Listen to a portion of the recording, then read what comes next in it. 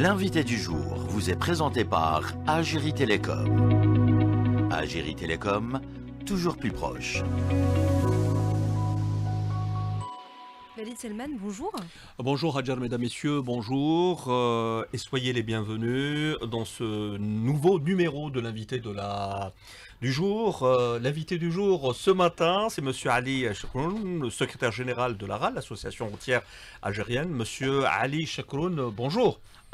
Bonjour, Monsieur Walid Selman. Et soyez le bienvenu. Merci à vous d'avoir accepté notre invitation. Merci beaucoup donc, pour cette invitation qui est une opportunité pour nous pour s'exprimer sur les avancées techniques carrément qui sont en train de se réaliser par le monde et en Algérie dans le domaine de la route. Bonjour aussi donc aux responsables et professionnels carrément donc du secteur des travaux publics.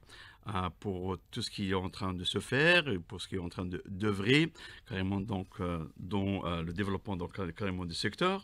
Justement, Monsieur Ali Chakroun, avec tous les projets d'envergure qui viennent d'être lancés, qui ont déjà été lancés, l'exemple le plus récent, bien entendu, c'est tout ce qui a été fait lors de la dernière visite ce week-end du président de la République, à titre d'exemple, dans la wilaya de Béchar, avec bien entendu toutes les dividendes sur le plan régional, Tindouf jusqu'à Oran, et bien entendu, par extension, au niveau de l'économie nationale. Le réseau routier, les travaux publics est un atout déterminant justement dans la réussite de tous ces projets.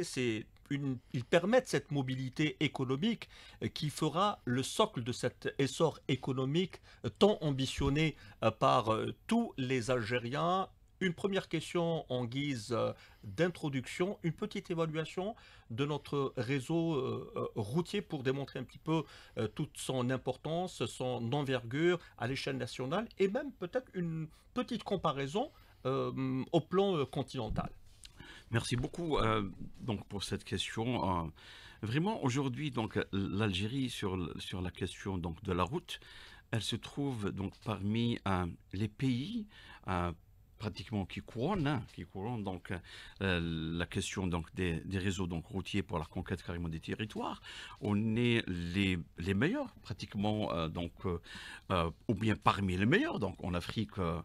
Dans le domaine donc, de la route et la conquête carrément des territoires, non seulement sur la question donc, du réseau et son étendue, on a donc un réseau qui est très ramifié, un réseau très connecté, on a un réseau autoroutier, on a un réseau routier de route nationale, de route départementale, de chemin communal, et vraiment donc ce réseau, il est, je dirais, qui a une couverture pratiquement territoriale très dominante actuellement. Si on regarde comment que ce réseau il est vraiment régi en matière donc, de route nationale en exemple, vous avez la route nationale numéro 3, par exemple la N3 qui prend le départ pratiquement donc, du nord de l'est des pays jusqu'à pratiquement donc, en fin fond donc, de l'Algérie donc, au sud-est. Vous avez la RN1 qui démarre donc, d'Alger jusqu'à pratiquement donc, aussi donc, les frontières donc, avec les pays frontaliers donc, sahariens. Et vous avez aussi donc, la RN6 qui démarre aussi donc, d'Oran jusqu'à pratiquement donc, les limites donc, de nos territoires donc, du côté mauritanien. Donc ça, vous avez les trois routes, la RN1, la RN6, la RN3, et vous avez le réseau autoroutier. Donc au nord, vous avez l'autoroute est-ouest, vous avez les pénétrantes autoroutières, vous avez le réseau donc national, donc qui s'interconnecte donc avec la RN1, donc la 3 et la 6, et vous avez aussi donc les routes départementales et les dessertes carrément donc au niveau donc communal qui sont donc les chemins communaux qui donnent un parfait réseau pour une couverture territoriale. C'est un réseau routier lent de plus de 100 000 km. Plus que ça, hein. Bon, pratiquement dans les environs de 120 000 km, avec pratiquement un parc aussi donc d'ouvrages d'art qui avoisine aussi donc les 9500, les 9000, pratiquement les 9500 à 9600 donc ouvrages d'art. Donc vous voyez donc vraiment cette dimension carrément donc des réseaux qui est soutenue par les ouvrages, c'est immense. Et je trouve que ce réseau aujourd'hui qui s'interconnecte donc avec cette stratégie donc, de développement du rail, ça donne encore une aisance donc carrément donc, de couverture du territoire, non seulement sur la mobilité donc, mécanique, la mobilité sociale, mais beaucoup plus dans le cadre général, dans le cadre global, c'est la mobilité économique. Donc vous avez donc, ces réseaux donc, qui s'interconnectent pour donner une intermodalité qui va vraiment servir le pays comme socle économique. Nous aurons à y revenir bien sûr sur ce maillage route-rail, mais avant cela, parlons de ce réseau routier, de ce parc d'ouvrages d'art que vous avez évoqué à l'instant. Il y a tout d'abord la capacité de la maintenance, tout d'abord, par la suite bien entendu de la réalisation. Il y a toujours des spécificités par rapport bien entendu aux régions dans lesquelles sont implantées ces routes ou ces ouvrages. Aujourd'hui, bien entendu, on a dépassé les schémas anciens, on est dans l'innovation, on est dans la particularité régionale. Qu'est-ce qu'on peut dire sur cet aspect-là? Sur la question donc, des réseaux aujourd'hui, l'existant et qui est en train de se faire et ce qui est en train de se projeter carrément dans le cadre d'une stratégie très cohérente entre la route donc, et le rail, bien sûr la question de la maintenabilité se pose, c'est normal, parce que pour pouvoir vraiment donner les meilleurs services donc, de la route, il va falloir les maintenir son ouvrage d'art, maintenir carrément l'environnement de la route et maintenir la route. Et là, donc, vous avez parlé donc, des capacités. On en a vraiment donc, des capacités dans le domaine de l'engineering, c'est des capacités donc, publiques et privées. On a des capacités aussi donc, bien dimensionnées, je dirais, donc, aux besoins donc, du pays en matière de réalisation. On a vraiment donc un parc d'entreprises très important, public et privé, avec donc je dirais donc de l'expertise donc qui est déjà développée donc par nos entreprises. On a de l'expertise qui est acquise, qui a été très développée donc pendant pratiquement une trentaine d'années, dans le domaine routier, dans le domaine autoroutier et dans le domaine aussi donc, des ouvrages d'art. Aujourd'hui, les ouvrages d'art se réalisent par le parc entreprise algérien, public et privé, en même titre donc la route, avec tout ce qui se fait dans le domaine donc, de l'innovation dans le domaine de la route. Et on a donc l'ingénierie qui est donc le préalable donc, de ces réalisations. Il lève carrément donc, le niveau donc, des réalisations qui se modernisent de jour en jour avec des techniques très, très développées carrément donc, aux régions, très développées au climat, très développées au contexte. Est-ce qu'on peut être plus explicite justement sur cette technique nouvelle qui répondent aux besoins des spécificités des régions, de nouvelles techniques, bien entendu, qui répondent à ce double besoin, celui de la durabilité de ces infrastructures, mais également du respect de l'environnement. Merci beaucoup, Monsieur Wilselman. Donc, aujourd'hui, on construit la route, mais lorsqu'on construit la route, elle est contextualisée carrément à un besoin et ce qui nous est dicté carrément par l'environnement. Ça veut dire qu'aujourd'hui, lorsqu'on projette un réseau, il n'y a pas uniquement donc, une recherche donc, du corridor idoine par rapport à une topographie. Non, ça c'était peut-être par le passé, on ne prenait pas vraiment assez donc, la dimension environnementale. Aujourd'hui, non, la recherche carrément donc, d'un tracé idoine donc, de la route prend tout ce qui est paramètre carrément du contexte pour pouvoir s'adapter carrément donc, au contexte lui-même. Et là, la question donc de la durabilité se pose et des fois même ça s'impose. Pourquoi? Parce que lorsqu'on construit une route, je ne la construis pas pour 5 ans, pour 10 ans, je construis une route pour 20 ans et lorsqu'il y a de la maintenabilité donc périodique, donc la route elle se maintient pratiquement pendant la durée pour laquelle elle a été construite. Ça veut dire que la conception de la route aujourd'hui elle est conçue pour durer et là par le respect carrément de tout ce qui est paramètre environnemental, le respect et carrément par rapport donc, à la question donc, de tout ce qui est offert par l'environnement en matière de géomorphologie pour pouvoir s'adapter carrément donc à l'environnement. Ça veut dire que l'expression aujourd'hui de contexte, elle est prise dans l'équation de la recherche donc des meilleurs tracés et des meilleurs corridors qui soient idoines pour pouvoir vraiment se faire pardonner donc à l'environnement pour ne pas donc l'agresser. D'ailleurs, donc, transition toute faite pour parler de cet impératif de l'écosystème qui est pris en considération, très important d'ailleurs, dans toute estimation d'une infrastructure. Oui, aujourd'hui, vous voyez donc justement donc dans les nouvelles techniques carrément, soit dans le domaine de l'engineering, hein, dans le domaine de l'ingénierie, on parle aujourd'hui donc de l'éco-conception. Donc ce n'est pas une conception, comme je l'ai dit tout à l'heure, carrément de recherche, carrément de tracé le plus facile. Non, aujourd'hui, on cherche le tracé le plus idoine.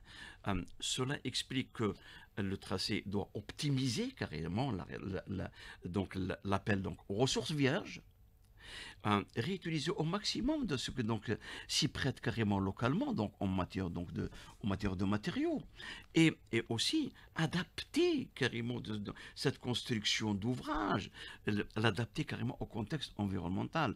Et lorsqu'on cherche un sol support, il va falloir que chercher le sol support qui va nous donner donc les meilleures contraintes réactionnelles pour tenir dans le temps. Et là, il va falloir que la structure soit bien calculée, bien réfléchie, et aussi le revêtement, qui doit être un revêtement contextualisé au climat, parce que le revêtement lui-même, il est là beaucoup plus pour une transmission de charge. Et cette transmission de charge, elle doit être véhiculée de manière aisée et d'une manière à ce qu'on continue à offrir le confort carrément aux usagers de la route sans l'orniérage, sans la question donc, je dirais, d'arrachement et ainsi de suite. Faire appel justement, vous le disiez à l'instant, faire appel aux matériaux spécifiques à une région pour la réalisation de ces projets et par ricochet, donc c'est l'éventualité de créer une activité économique tout autour, résorber le chômage également. Donc c'est toute une activité, c'est l'essor même de toute une région qui fera bien entendu le sillon et creusera pardon, le sillon de cette sérénité de la ville qui doit être l'ambition de tout gestionnaire, n'est-ce pas? Oui, regardez. Une question sur Oui, laquelle oui. nous aurons à y revenir. Vous restez avec nous après 8h30 et le rappel des titres. Ok, merci. Merci. Il est 8h32 minutes sur les ondes d'AG Chaîne 3, deuxième partie de l'invité du jour. Notre invité ce matin est M. Ali Chekroun, secrétaire général de l'ARAL, l'association routière algérienne. Donc vous avez déjà, M. Ali Chekroun, fixé le cap, vous maintenez très bien d'ailleurs la route. Direction aujourd'hui, ce matin, le sud, c'est votre souhait. Le Sud qui représente pour l'Algérie une destination, un cap économique des plus importants. Quand on voit tous ces projets qui sont lancés, ils sont tributaires de ce réseau routier justement pour un maximum d'exploitation de nos gisements, de nos atouts, de nos capacités. Vous avez évoqué à l'instant l'utilisation des matériaux locaux, ce qui nous permettra de créer également de l'activité économique tout autour, mais également de nous affranchir par ailleurs des importations. Donc c'est également un acte de souveraineté et de liberté économique. Oui, merci. Donc c'est une question aussi donc très très importante aujourd'hui. Donc la conquête carrément donc du Grand Sud algérien, ça nous demande encore plus d'efforts avec donc des techniques appropriées qui s'adaptent justement donc aux régions. On est en train d'utiliser donc des matériaux locaux. Hein. Je vous cite par exemple le cas par exemple du côté de Taman Rasset où on utilise carrément les arènes granitiques. Qui sont donc des matériaux locaux qui sont pratiquement donc à de faibles distances carrément, donc des projets qui ont été donc en train de se réaliser. Et là, et aussi donc il y a une réflexion profonde aujourd'hui donc au niveau des responsables du secteur pour tout ce qui est processus donc circulatoire dans l'économie carrément du recyclable. Regardez, les matériaux qui sont des matériaux donc de la déconstruction sont en quelque sorte donc régénérés pour être donc réutilisés. Donc et là, ça nous permet à ce qu'on optimise carrément l'utilisation donc des matériaux vierges. Cela veut dire qu'on va extraire moins, on va polluer moins, on va dégager moins de gaz, donc moins de carbone. Et on va aussi créer carrément réemployer carrément donc ces matériaux qui étaient utilisés par le passé, des moments qui nous offrent encore donc des caractéristiques techniques qui nous permettent à ce qu'on les réutilise. Et vous avez aussi donc de tout ce qui est recyclable, qui n'est pas dans la boucle. Bon, je dis dans la boucle pour mieux m'exprimer. Ça veut dire qu'il reste soit ce matériau de déconstruction qui reste dans le domaine des travaux publics, ou bien qui peut être aussi réutilisé carrément dans un autre secteur, comme le bâtiment par exemple. Alors, lorsque vous avez un excédent donc, de matériaux, vous pouvez carrément les régénérer et les utiliser en exemple, par exemple, dans les formes de pente, donc dans les bétons maigres. Donc, vous voyez, soit que vous utilisez donc, ces matériaux en boucle fermée, soit vous les utilisez carrément en boucle ouverte. Ça d'un côté. Et d'autre côté aussi, on peut prendre carrément donc les matériaux géosourcés, qui sont aussi donc des matériaux utilisés par le passé dans un autre secteur, qu'on peut aussi donc les approprier donc pour les utiliser carrément dans le secteur de travaux publics. Et vous avez aussi aujourd'hui carrément la réduction carrément donc de tout ce qui est l'asphalte. Parce que vous savez bien que l'asphalte, donc, c'est une provenance carrément donc, de nos richesses, carrément donc, d'hydrocarbures. Oui, tout à fait. Et là, donc, réduire donc, au maximum, aujourd'hui, on parle carrément de l'asphalte recyclé. Ça veut dire que je reprends carrément ces matières premières qui ont encore de la vie, parce que lorsque je construis donc, une route, et lorsque je construis une route, c'est pour 20 ans, mais la question de l'asphalte, elle a encore de la vie. Vous savez, elle a encore de la vie, encore devant elle. Et là, donc, je m'approprie carrément donc, de cet asphalte pour pouvoir donc, le recycler. Et là, je fais carrément une économie.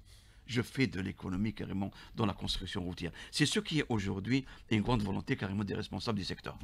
La conquête du Grand Sud, pour reprendre vos propos, Monsieur Ali Chakroun, Oui. et ses particularités, vous avez évoqué les techniques nouvelles, des techniques novatrices. Ça me pousse à justement vous poser une question sur la numérisation, les TIC. C'est la particularité justement du Grand Sud qui l'exige, les TIC, l'emploi, l'utilisation des TIC qui doit accompagner justement la réalisation de tous ces projets. Merci beaucoup. Donc, c'est une question aussi aujourd'hui qui nous donne encore de l'élan dans l'innovation carrément donc, dans notre secteur. Vous savez, aujourd'hui, la construction carrément au niveau des travaux publics, le préalable, c'est les études. Aujourd'hui, les études sont faites carrément par des outils technologiques. Des outils technologiques qui nous permettent d'avoir le maximum de paramètres, je dis bien le maximum de paramètres, pour construire éco et pour construire éco. Les deux, écologiquement, économiquement. Vous voyez? Donc, je construis pour vraiment ne pas polluer et je construis aussi donc pour vraiment faire de l'économie et carrément dans le secteur. J'utilise moins donc de matériaux. J'utilise moins carrément donc d'asphalte. J'utilise carrément des additifs qui sont donc dans ma portée. Je citerai aujourd'hui par exemple la route dans le sud. Aujourd'hui, il y a une recherche carrément de formulation. Et la recherche de la formulation, elle utilise donc les outils technologiques. Je dirais aujourd'hui par exemple carrément aux États-Unis. Aux États-Unis, là où il y a vraiment un gradient thermique très important. Vous avez un écart thermique très très important. Cela veut dire qu'il y a de la chaleur dans la journée. Et il y a une accumulation de la chaleur carrément dans la structure. C'est ce qu'on appelle donc les îlots de chaleur. Et là, c'est ce qui donne carrément tout ce qui est déformation, tout ce qui est carrément déformation d'une manière générale. Et là, aujourd'hui, on est en train de réfléchir comment trouver la meilleure formulation, carrément, de ce revêtement, qui est lui-même la transmission, non seulement de charge, mais aussi, il transmet aussi donc, tout ce qui est thermique. Et réfléchir justement à cette formulation pour donner une structure durable, je dis bien durable, et écolo. Vous me tendez la perche, Monsieur Ali Chakroun. Vous avez parlé d'innovation, de nouvelles technologies et de réflexion. Qu'en est-il de la collaboration donc avec les centres de recherche, le monde universitaire? Regardez, aujourd'hui, la recherche appliquée dans le domaine, elle est dans le domaine de l'engineering et elle est aussi dans le domaine carrément de la réalisation. Regardez, dans le domaine de l'engineering, si on regarde par le passé dans l'économie linéaire, on se justifie d'extraire, de fabriquer, de préfabriquer, de construire, de livrer, exploiter et de rejeter. Aujourd'hui, non. Non, aujourd'hui, ce n'est plus le cas. On réfléchit avec un maximum donc, de données, je dis bien avec un maximum de données, pour pouvoir, dans le domaine des études, bien saisir donc la question donc, du tracé et la question aussi de la formulation. Donc, lorsque je me lance carrément à réaliser une route, les premiers paramètres sont les paramètres régionaux, sont les paramètres du contexte. Aujourd'hui, la route, elle doit s'adapter pour y apporter une valeur ajoutée carrément dans les trois. Je dis dans les trois, dans la proximité, comme aussi dans les objectifs carrément macro. Donc, dans les objectifs micro, lorsque je fais une route, tout ce qui est tout autour de la route doit profiter carrément de l'existence de la route. Cela veut dire que la route, lorsqu'elle est là, lorsqu'elle vient, elle donne une valeur ajoutée. Regardez par exemple, lorsque une route, elle traverse une forêt par exemple. Elle traverse une forêt. Je ne détruis pas la forêt. Je me laisse pardonner au niveau de la forêt pour trouver le meilleur tracé. Et là, j'en fais profiter carrément des autochtones. Carrément, est-ce qu'ils profitent des produits de la forêt? Et là, ils se constituent en coopérative, ils constituent carrément en statut pour pouvoir commercialiser le produit. Et là, la route, c'est la desserte carrément pour soutenir l'économie et donner de la valeur ajoutée à la région. Desserte, tracé, voilà ce qui nous amène à revenir sur cette question que vous avez effleurée au tout début de cette émission, à savoir le maillage route-rail. Quand on sait, il y a une cartographie qui est présente d'ailleurs dans nos esprits, moi je dirais, le rail à l'est, le rail à l'ouest, l'extension rail qui est prévue pour tout le sud du pays avec les projets d'envergure qui sont ambitionnés là-bas, notamment dans l'agriculture, l'agroalimentaire, avec les Qataris, avec les Italiens, avec l'objectif d'1 million d'hectares, justement pour les cultures stratégiques, qui est prévu. D'ailleurs, c'est le projet du président de la République. Ce sont des projets qui ne peuvent pas être réalisables s'il n'y a pas ce maillage important, route, rail. Qu'est-ce qu'on peut dire là-dessus également? Merci, c'est une question aussi déterminante dans la stratégie actuellement du pays qui tend directement vers la diversification de notre économie et vraiment de passer à une économie qui n'est pas basée sur les hydrocarbures, mais beaucoup plus une économie qui est basée sur nos atouts autres que les hydrocarbures. Aujourd'hui, vous avez la ligne minière de l'Est, vous avez la ligne minière de l'Ouest, donc qui est en train de se construire, vous avez le réseau carrément, donc rail donc, du Nord, vous avez donc la boucle carrément du Haut-Plateau, et vous avez carrément les réseaux qui sont en train de se développer et s'étudier aujourd'hui carrément pour la conquête du Grand Sud. Alors, ce maillage route-rail, qui est un maillage qui œuvre pour l'intermodalité. Vous savez bien que la route, elle est flexible. Elle peut traverser des régions très difficiles. D'ailleurs, lorsqu'on est dans la route, on est dans des pentes encore plus aisées que dans le domaine du rail. Les pentes dans le domaine du rail, elles sont plus sévères. Elles se comptent carrément au pour 1000. Et par contre, lorsqu'on est dans la route, ça correspond au pourcentage. Et là, donc, on est dans la route, on est plus flexible, on est plus en proximité carrément donc, des régions et des agglos, tout ce qui est agglomération secondaire, des villes, et j'en passe. Et la route, elle est beaucoup plus pour le transport des courtes distances. Par contre, le rail, il est pour les longues distances, il est pour les fortes capacités carrément donc de transport, et il est écolo aussi, parce que le domaine de la route, il est beaucoup plus polluant que le rail. Le rail, on peut passer carrément par une électrification, et là pratiquement donc on est avec une carburation propre on est avec une traction plutôt propre qu'une carburation. Bon, et dans le domaine de la route, non, on a carrément donc des aménagements carbone. Dans le domaine du rail, non. Et là, cette intermodalité qui est entre route, rail, qui se rejoint carrément dans les parcs logistiques, qui se rejoint, Inch'Allah, donc dans le futur, carrément donc des zones de libre-échange. Donc on a à profiter existentiellement de tout ce qui est réseau et liaison au niveau donc des ports, au niveau donc des zones logistiques, des parcs logistiques, des zones industrielles et au futur, Inch'Allah, donc carrément donc des zones de libre-échange. Donc ces liaisons vont encore avantager le transport en intermodal. Ce sera la route qui va se rapprocher carrément donc, de ce qui est parc, de tout ce qui est zone industrielle, de ce qui est zone de libre-échange. Mais le transport minier, le transport carrément des marchandises, le transport carrément donc de fortes carrément charges, il sera carrément par le biais du rail. Et là, on aura vraiment à optimiser carrément même nos ressources, carrément dans le domaine donc de fossiles. Ah, on va économiser lorsque je transporte carrément donc par le rail et j'opte carrément peut-être dans le futur, Inch'Allah, il y a une volonté très déterminante pour qu'on passe au solaire. Et là même, lorsque carrément la traction elle sera électrique solaire, et là donc ce sera pratiquement donc on sera carrément dans les objectifs de développement durable. On aura à construire, on aura carrément à être carrément dans les objectifs de développement durable. On sera dans des infrastructures résilientes, on sera carrément donc en phase avec de ce qui a été ratifié par l'Algérie donc pour 2024-2027 dans le domaine donc des objectifs de développement durable.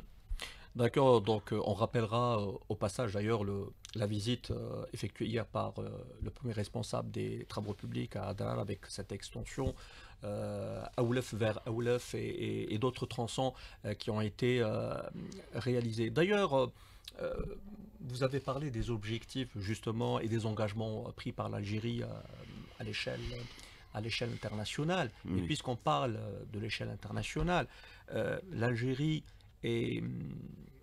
a toutes les capacités, les atouts pour être la locomotive de l'Afrique. D'ailleurs, tous les experts l'ont réclamé, à savoir une exploitation, faire bénéficier le continent de l'expérience et de l'expertise algérienne dans ce domaine.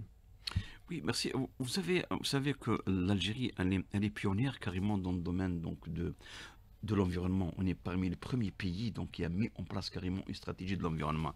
N'oubliez pas que l'Algérie, elle est membre carrément donc, de l'UNFCCC, donc, qui est la convention cadre donc, des Nations Unies donc, sur le changement climatique. Vous avez aussi donc, la signature quand même de l'Algérie donc, du cadre de coopération des Nations Unies pour le développement durable du 2023-2027. Et vous avez aussi carrément le cadre d'action donc, de Sendai pour la réduction carrément des risques des catastrophes 2015-2030. Donc, vous voyez que l'Algérie, elle est pionnière pour être carrément en veille par rapport à ce qui se fait et par rapport à la question donc, de changement climatique. N'oubliez pas que l'Algérie, donc, on a maintenant donc, la loi carrément donc, sur les risques majeurs donc, de 2024, où la question, tout à l'heure, on avait parlé aussi donc, du climat désertique. Et la route, c'est très difficile de construire carrément dans un climat désertique. Dans le désert, vous avez la mouvance éolienne sableuse. Oui. Et vous avez aussi donc, le gradient thermique très, très important.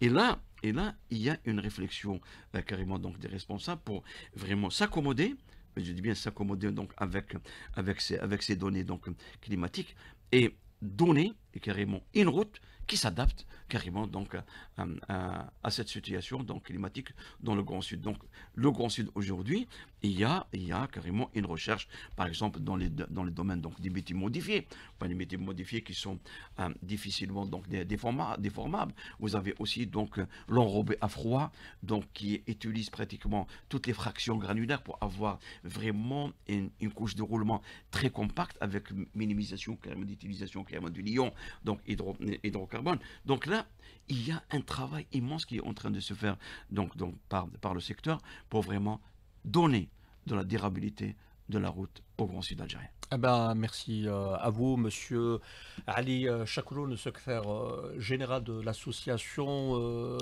routière algérienne, pour toutes ces précisions. Je crois que le maillage route-rail, bien entendu, est tellement important qu'on n'a pas pu faire tout le tracé ce matin.